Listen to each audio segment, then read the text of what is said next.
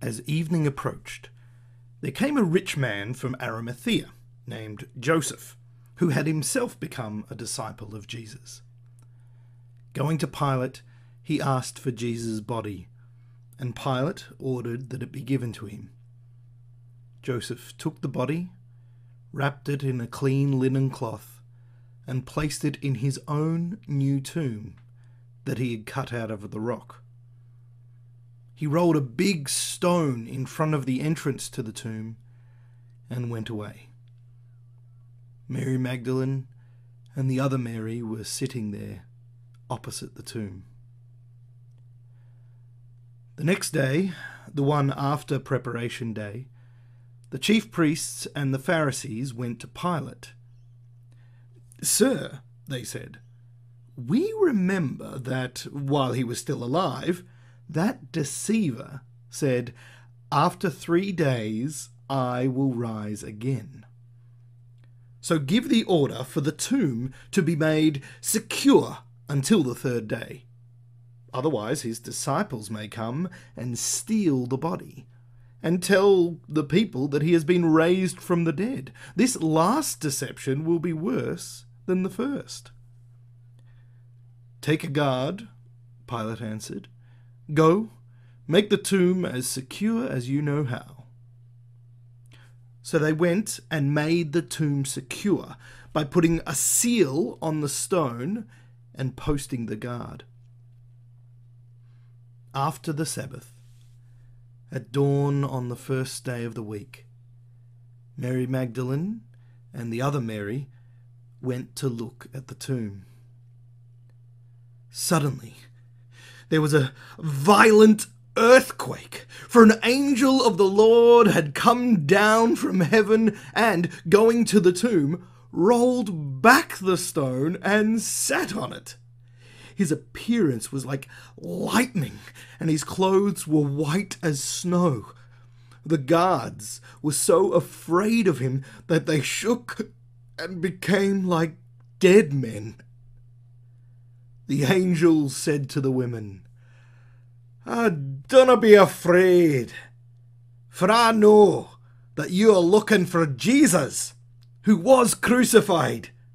He is not here. He has risen, just as he said. Come and see the place where he lay.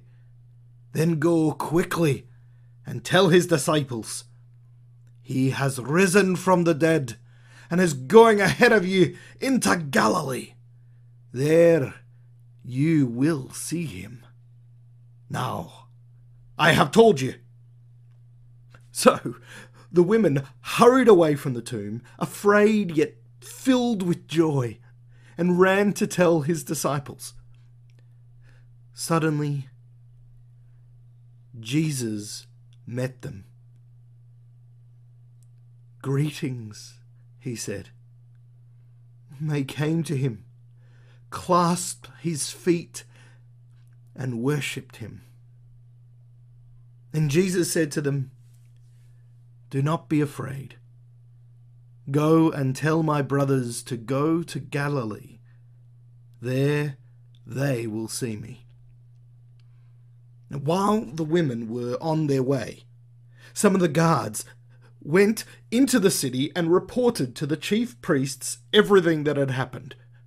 When the chief priests had met with the elders and devised a plan, they gave the soldiers a large sum of money, telling them, "You are to say, 'His disciples came during the night and stole him away while we were sleeping.'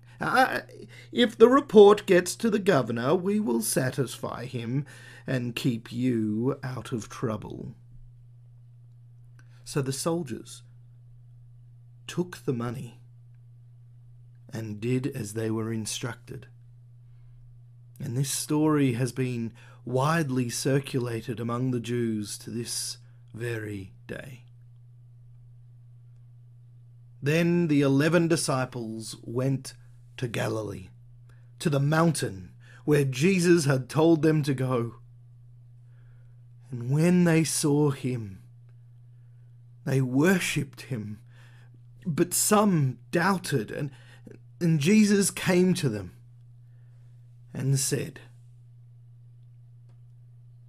"All authority in heaven and on earth has been given to me.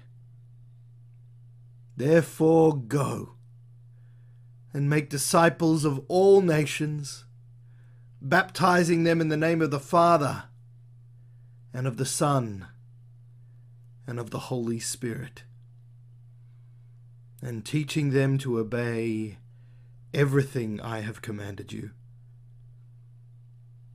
And surely I am with you always, to the very end of the age."